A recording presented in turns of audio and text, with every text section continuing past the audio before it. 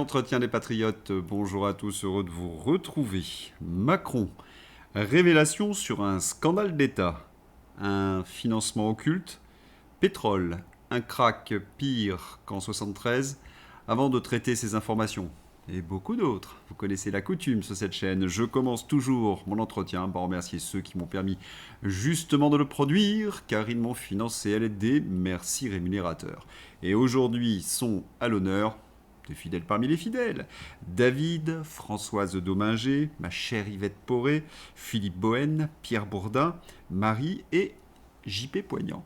Merci à eux du fond du cœur. Et puis, je tenais à vous remercier pour votre soutien incroyable. Oui, il faut aider la réinformation en 7 ans de censure et de shadowban. Alors que faire? Eh bien, c'est simple, il suffit de lever le petit pouce, écrire de gentils messages, diffuser sur d'autres réseaux sociaux, et puis surtout, n'oubliez pas d'activer votre cloche notification. Bienvenue dans le monde de la censure. Eh oui, vous n'avez pas le droit de dire la vérité. Vous devez respecter les éléments de langage dictés par le ministère de la Vérité, autrement dit l'ARCOM.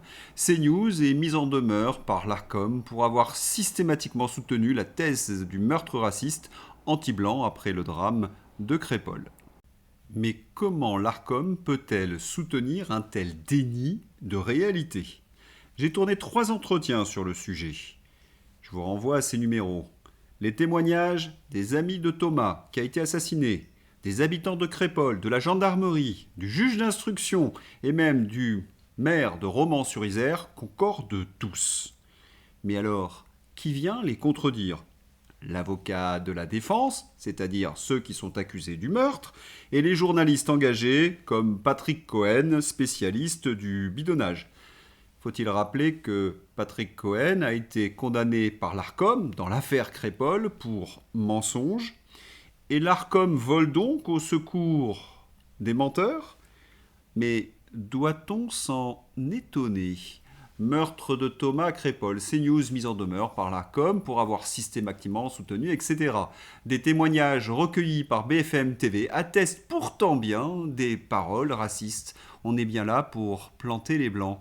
Censure liberticide de l'ARCOM sur Crépol. Pour comprendre, le directeur général de l'ARCOM, Alban de Nervaux, est un macroniste et il est le mari d'Isabelle de Nervaux, directrice générale de la Fondation Destin commun, wokiste et immigrationniste. Madame touche des subventions. Monsieur censure. Et quand on parle de subventions, 80 000 euros de rémunération, 1,5 million versés par Soros, qui se cache derrière l'association Destin commun qui cherche à imposer des migrants en zone rurale. Alban de Nervaux, le mari de la directrice, a été nommé directeur de l'ARCOM par le Poudré. Si on résume, dans cette affaire Crépol, vous avez l'avocat des prévenus qui nous invente un compte à dormir debout. Il n'y a aucun fait factuel qui vient soutenir sa plaidoirie. Mais bon, c'est pour défendre ses clients, c'est ainsi, et voilà. Mais que ce compte à dormir debout soit repris par des journalistes, propagandistes de gauche, cela soulève déjà bien des questions. Je vous renvoie à l'excellent travail de Charles Aloncle sur l'audiovisuel public. Mais que leurs mensonges à ces journalistes aux ordres deviennent vérité officielle, ça, c'est inacceptable. Et que ceux qui disent la vérité soient sanctionnés, on est chez les fous. Et pourquoi tout ce pataquès? Pour éviter de remettre en cause la propagande immigrationniste de la politique d'Emmanuel Macron. La liberté d'informer est bafouée dans ce pays. Merci les socialistes, merci les électeurs qui votent Emmanuel Macron. Et cela devient de plus en plus dingue. Un média belge sanctionné pour avoir publié le discours de Jill Evans. Ah oui, la propagande de Pustula, ça va, mais les discours américains, non. Voilà, maintenant, on est puni pour ne pas avoir rabâché la vérité officielle. Dans ces conditions, doit-on s'étonner que les 1001 scandales qui touchent Emmanuel Macron ne soient jamais à la une de la presse? Voyez celui-ci, un de plus, stratosphérique, révélation exclusive sur un scandale d'État. Bruno Justet. ancien employé de Oops Group, lanceur d'alerte, a révélé le scandale de la fraude au chômage partiel durant la crise du Covid. Ce n'est que le sommet de l'iceberg d'un détournement de fonds publics à plus grande échelle où Darmanin et Macron sont impliqués. Attention, grosse magouille. Fraude au chômage partiel. Pendant la crise Covid, chez Ops, Bruno Justet dénonce une fraude massive au chômage partiel au sein du groupe Ops. L'entreprise aurait perçu environ 32 millions d'euros par mois d'aide de l'État pour placer ses salariés en chômage partiel, alors que de nombreux employés continuaient à travailler à temps plein. Un jugement du Conseil de prud'homme d'Aix-en-Provence, rendu le 12 novembre 2024, a confirmé l'existence de travail dissimulé et de fraude systémique au chômage partiel en lien avec le harcèlement moral et la discrimination salariale subie par Bruno Justet. Et à quoi servait l'argent de cette fraude? Ah, mais du trafic électoral. Contrat de propagande électorale en 2021, le groupe Ops a obtenu un contrat d'environ 15 millions d'euros avec le ministère de l'Intérieur pour la distribution de tracts électoraux lors des élections régionales et départementales. Ce contrat s'est soldé par un échec d'ailleurs retentissant. De nombreux tracts n'ont pas été distribués correctement, certains ont été retrouvés, abandonnés ou jetés. Par la suite, une partie des tracts aurait été revendue et un règlement supplémentaire de 20 millions d'euros aurait été effectué de manière opaque. La société aurait été ensuite liquidée pour un montant de 650 millions d'euros. Bruno Justet pointe des liens étroits entre les dirigeants du groupe Ops, le trio PPS, Pons, Pommier, Salabert, et des figures politiques, notamment des financements présumés en faveur d'Emmanuel Macron via PPS, ainsi que des contrats avantageux obtenus sous Gérald Darmanin au ministère de l'Intérieur. Selon lui, de nombreux députés et sénateurs bloquent systématiquement l'ouverture d'enquêtes parlementaires sur ces affaires. C'est certainement l'exemplarité des marcheurs. Détournement de fonds pour financer des campagnes politiques et financement du parti En Marche. Et tous ces sénateurs et tous ces députés bloquent l'enquête, on est vraiment étonné. On a hâte d'ailleurs que certains mettent le nez dans les financements de campagne de Rachida Dati. Élection à Paris, on a vraiment un choix cornélien. Soit vous votez pour Dati, qui a 1001 casseroles aux fesses, candidate d'Emmanuel Macron et des LR, soit vous votez pour Grégoire le socialiste, qui a autant de casseroles que Rachida Dati et qui est soutenu par les socialistes de François Hollande, qui eux-mêmes soutiennent tous Emmanuel Macron. C'est sûr, c'est un vrai dilemme. Les Parisiens vont voter majoritairement, si on en croit les sondages, pour des candidats qui ont toute leur place devant les tribunaux. Il y a quelque chose qui m'échappe. Qu'est-ce qu'ils veulent? Plus de corruption, plus d'endettement, plus de perte de qualité de vie? Ah, c'est vrai, j'oubliais, j'en ai parlé hier. Le clientélisme et les subventions. C'est là où réside le problème. L'absence de droiture chez les candidats, mais également chez les électeurs. Et lorsqu'on voit cela, on s'arrache les cheveux. Depuis le début de la guerre en Iran, la cote de confiance d'Emmanuel Macron a progressé de 6 points.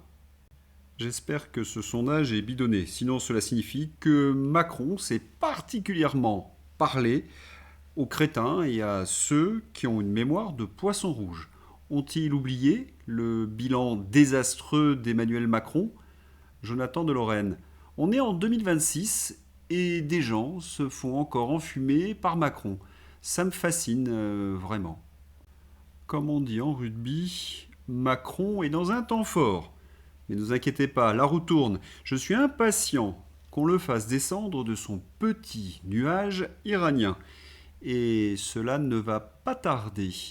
Les Epstein Files. Alerte info, 50 000 fichiers Epstein manquants vont être publiés cette semaine. Il y a, paraît-il, du très lourd. Je vous en dirai plus la semaine prochaine. Dossier, va-t-on vers un krach boursier? Le ministre de l'économie n'y croit pas du tout. Il n'y a aucune raison de se ruer sur les stations-service, assure le ministre de l'économie Roland Lescure, alors que les cours du pétrole continuent de grimper. Essence, donc, Lescure affirme qu'il n'y aura pas de pénurie. Pas de panique, donc. Conséquence, les Français se ruent sur les stations essence, paniqués.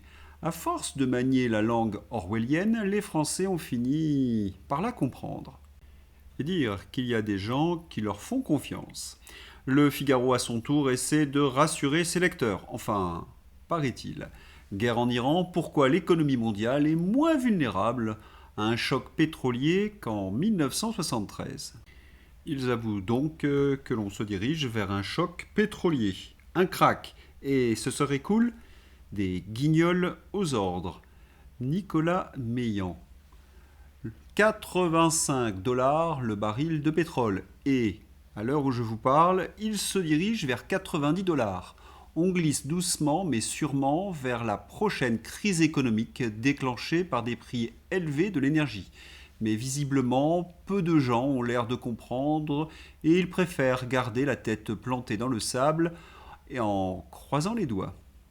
Mais n'oubliez pas, c'est Macron, Lescure, Le Cornu qui sont aux manettes. Il y a de quoi en effet avoir peur, mais paraît-il pour certains, ils sont à la hauteur.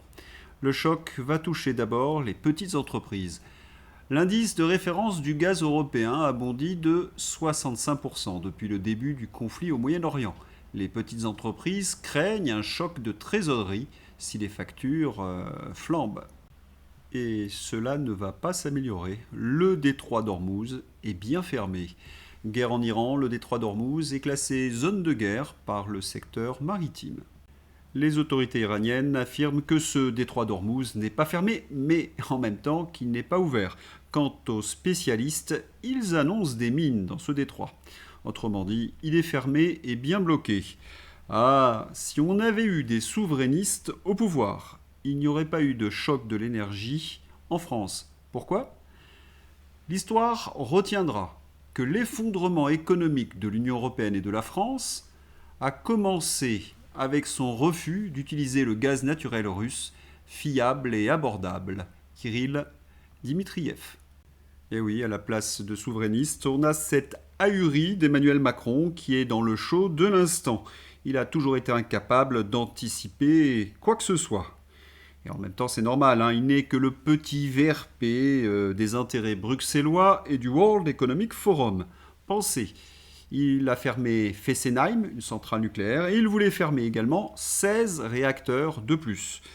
Un tel fiasco qu'il a dû rétropédaler. Fin du moteur thermique en 2035. Là aussi, rétropédalage, parce que cela signifiait la fin de notre industrie automobile. Et je pourrais multiplier les exemples. Dans le monde, c'est la folie au niveau du pétrole. Comme prévu, l'Inde, qui avait réduit ses achats russes sous pression US, fait machine arrière et achète en urgence des millions de barils de pétrole russe en livraison immédiate, le prompt, pour compenser le manque de brut au Moyen-Orient. Les Chinois coupent également leurs exportations et ainsi de suite. C'est la folie. Les pays ont en moyenne 3 mois de réserve. C'est très insuffisant, surtout qu'on parle d'une guerre qui va durer et encore durer. Les scénarios. J'en vois 4, peut-être 5. Le premier, une victoire rapide américaine et israélienne. La sphère militaire iranienne s'effondre, le répressif s'effondre, les Iraniens descendent dans la rue, mais ça, je ne le vois vraiment pas. Le deuxième scénario, c'est les États-Unis constatent leur échec et arrêtent les frais au bout de 2 ou 3 mois, laissant les Israéliens seuls face à l'Iran. Je ne le vois pas non plus à court terme. Je peux le voir à moyen terme. Troisième scénario, la reprise des négociations. De mon point de vue, ça n'est possible maintenant uniquement si les États-Unis font le premier pas et offrent un cadeau significatif aux Iraniens. Si leur mantra, c'est de dire nous sommes sympathiques, nous arrêtons de vous frapper, soyez déjà suffisamment contents de ça, et maintenant vous allez négocier, ça ne marchera jamais. Si par contre ils vont les voir et leur disent bon, on a montré le gros bâton, vous avez vu, vous avez compris. Bon, maintenant on fait tomber une partie des sanctions et maintenant on veut vraiment négocier, et puis tant pis pour les Israéliens, ils vont se retrouver tout seuls. Là, ça peut marcher. Et le quatrième scénario, c'est l'enlisement du conflit, ce qui à mon avis est le scénario de très loin le plus probable aujourd'hui. Chaque fois que les États-Unis ont amené ces dernières années, suite à des interventions militaires, ont essayé d'imposer de l'extérieur des leaders, ça n'a jamais marché. Washington prévoyait 5 jours, puis 4 semaines, puis 8, et maintenant on parle de 100 jours. C'est exactement le nombre de jours de réserve de pétrole de la France. L'armée de l'air et la marine iranienne restent opérationnelles, tout comme la défense solaire. Les compagnies pétrolières évacuent leur personnel, anticipant une guerre longue. Mais alors, qu'est-ce qui pourrait arrêter cette guerre? D'abord, la catastrophe économique. Le prix de l'essence augmente aux États-Unis et les électeurs américains sont très impatients. Ils sont en train de manifester leur colère envers le pouvoir de Donald Trump. Après, il y a évidemment les images des soldats tués américains. Et si en plus l'Iran enchaîne quelques victoires tactiques, cela pourrait vraiment emporter Donald Trump. Mais surtout, il y a l'intense activité diplomatique. Les pays du Golfe sont en colère. Rupture historique, le Golfe tourne le dos aux USA.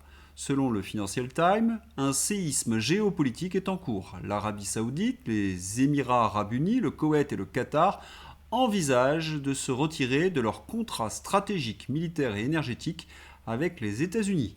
Cette image symbolise parfaitement la fracture. Des décennies d'alliances s'effritent.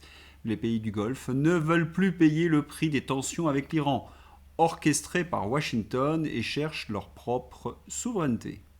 Et ces pays menacent de ne plus investir 1000 milliards de dollars aux États-Unis. L'opinion mondiale pourrait être en colère également contre cette guerre. En voici quelques raisons.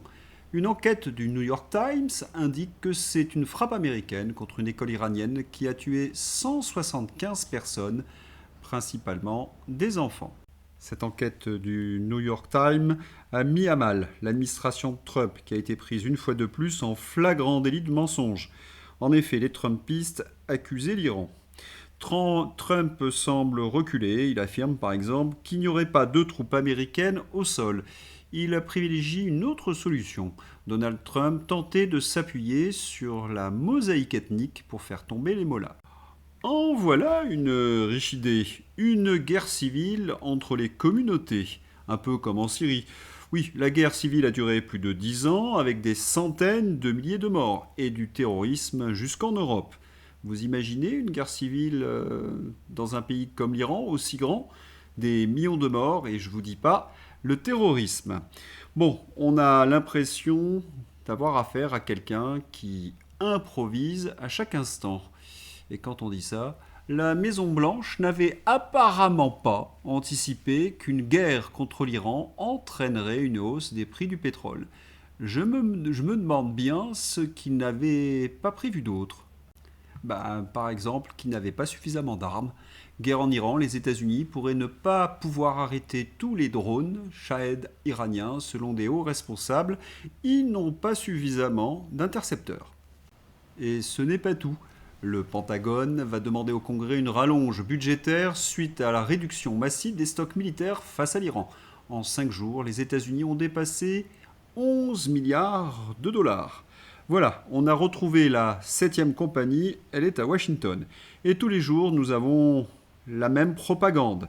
Les US affirment avoir détruit toutes les capacités militaires de l'Iran, et dans l'heure, l'Iran riposte à grands coups de drones et de missiles. C'est un peu comme pour Emmanuel Macron, qui croit encore la parole de Donald Trump. En tout cas, pas ceux qui spéculent à la hausse sur le pétrole. Et certains alliés de Donald Trump prennent leur distance, comme Meloni. Giorgia Meloni, la première ministre italienne, a déclaré que l'Italie n'avait aucune intention d'entrer en guerre contre l'Iran. Et la chose qui se contredit toutes les 4-5 heures, Emmanuel Macron vient d'affirmer que la France n'entrera pas en guerre au Moyen-Orient. Et nous avons assisté à un numéro d'équilibriste de Neuneu Barrot, un en même temps d'anthologie.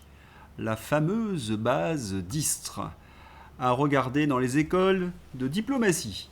Déminage difficile pour le ministre. Les avions ravitailleurs américains qui se sont posés sur la base d'Istres en France ne participaient pas en aucun cas aux opérations militaires des États-Unis en Iran. Nous avons exigé que ces avions US, ravitaillés par la base française, ne participent pas aux opérations en cours. Journaliste, mais ils allaient bien près du théâtre d'opération, ils ne repartaient pas aux USA. Barreau.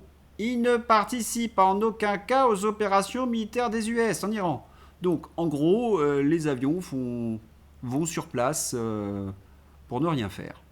Je sais, c'est un peu dur pour notre fierté patriote. Oui, ce sont bien nos ministres qui ont des têtes bizarres, des têtes de lézard, qui nous gouvernent. Allez, mieux vaut en rire. La question qui tue. Sondage. 86% des Français sont en faveur de la chute du régime de la République islamique d'Iran. C'est qui les 14%? Je suis dans ces 86%, mais j'ajouterai, je suis également pour que tous les pourris qui dirigent nos États aillent en prison. Et là, je peux vous dire, cela fait du monde. La vraie question, comment fait-on pour faire tomber les mollahs? En les bombardant? Franchement. Eugénie Bastier. Il y a des Iraniens qui ne soutiennent pas le régime des mollahs, mais qui, comme le régime étant attaqué, finissent par les soutenir en se disant patriotes. Eugénie découvre le patriotisme. C'est touchant. Au passage, ça en dit long sur la superficialité du conservatisme français autoproclamé. Toutes les infos que nous avons d'ailleurs à ce sujet nous montrent que les Iraniens sont en train de faire bloc derrière leur armée. Le président espagnol, Sanchez, si vous vous inquiétez tant que cela pour les femmes iraniennes, arrêtez de les bombarder déjà. T'as fait tomber ça, mon pote. Il a vraiment mauvais esprit, ce Premier ministre espagnol. J'ai d'ailleurs les preuves que les Américains s'attachent à la liberté des femmes orientales. Des preuves accablantes. Lutter contre l'idéologie fanatique est une priorité.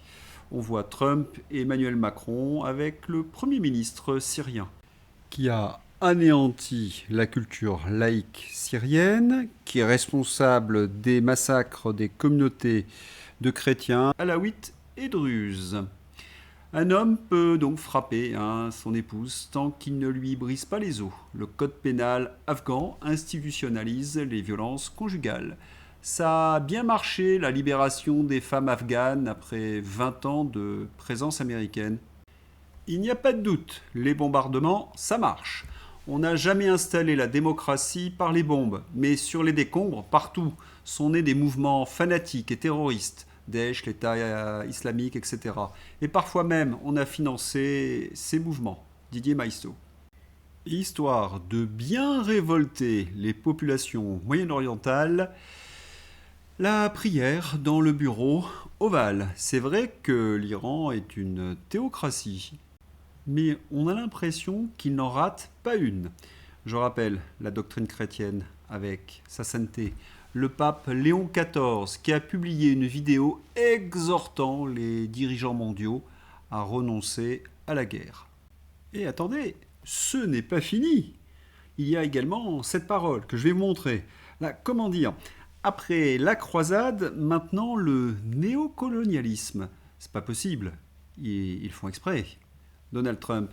Le président Trump a déclaré à Axios dans une interview jeudi qu'il doit être personnellement impliqué dans le choix du prochain dirigeant de l'Iran, tout comme il l'a été au Venezuela.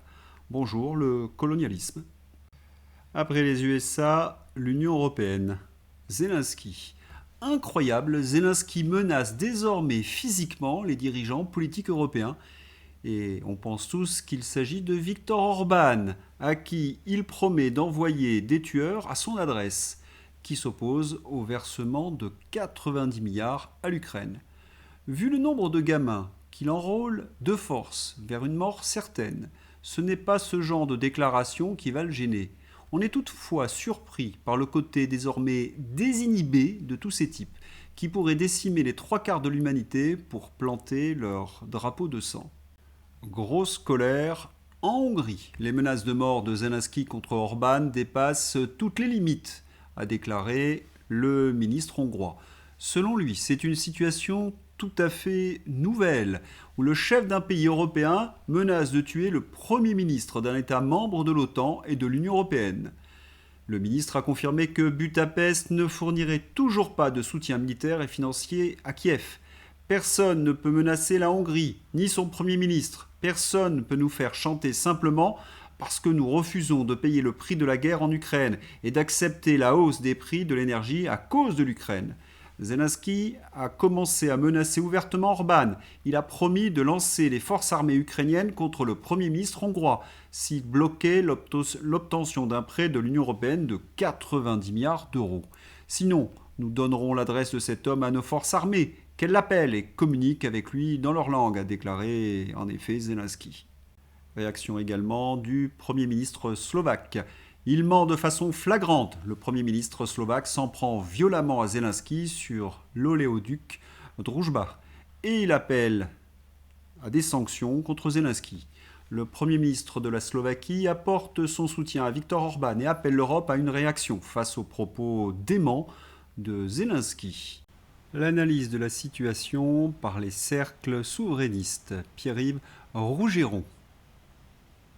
Dans différentes conférences, entretiens, nous avions analysé le fait que les dirigeants européens voulaient poursuivre la guerre en Ukraine parce que la paix serait un problème plus grand à gérer, notamment par le fait que les Ukrainiens pratiquent un terrorisme par l'assassinat ciblé dans des pays étrangers. Qu'en sera-t-il si la paix ne leur convient pas ? Nous avons déjà un début de réponse. Eh oui, Philippe Murer, Zelensky en chef mafieux dit qu'il donnera l'adresse d'Orban à son armée. Si jamais Orban bloque le prêt de 80 milliards d'euros de l'Union européenne. C'est ça nos valeurs européennes ? Les patriotes pour l'Europe apportent leur soutien au président Orban. Viktor Orban, les menaces du président Zelensky ne me concernent pas. Il menace la Hongrie. Malheureusement pour lui, il ne peut pas m'empêcher de protéger les familles hongroises. Vous imaginez l'embarras des autorités européennes. Mais il y a ceci. L'Ukraine accuse la Hongrie d'avoir pris en otage 7 employés d'une banque ukrainienne à Budapest. Zelensky menace d'éliminer Orban, acte mafieux par excellence. À la une du Figaro ? Bah non, à la place, l'article ci-dessous, qui est dans une certaine mesure de la pure propagande. La dissonance cognitive XXL. Patouche au chouchou d'Emmanuel Macron. Remarquez qu'il y a bien 7 Ukrainiens qui ont été arrêtés par la police pour vérification. Ils transportaient des quantités d'or et de billets qui paraissaient suspectes aux autorités hongroises. Allez, c'est l'heure d'ouvrir la page Fantasy. Les résultats sont là. Ah oui, ça c'est indéniable. 71% des Français se sentent plus fatigués qu'il y a 5 ans. Pourquoi une épidémie de fatigue gagne tout le pays ? Macron nous fatigue. Et voilà que ressurgissent Strauss-Kahn et Bruno Le Maire. Eh oui, lorsqu'on leur parle de Détroit d'Ormuz.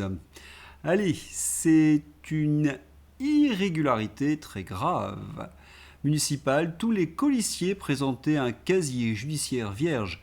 La préfecture invalide leur candidature.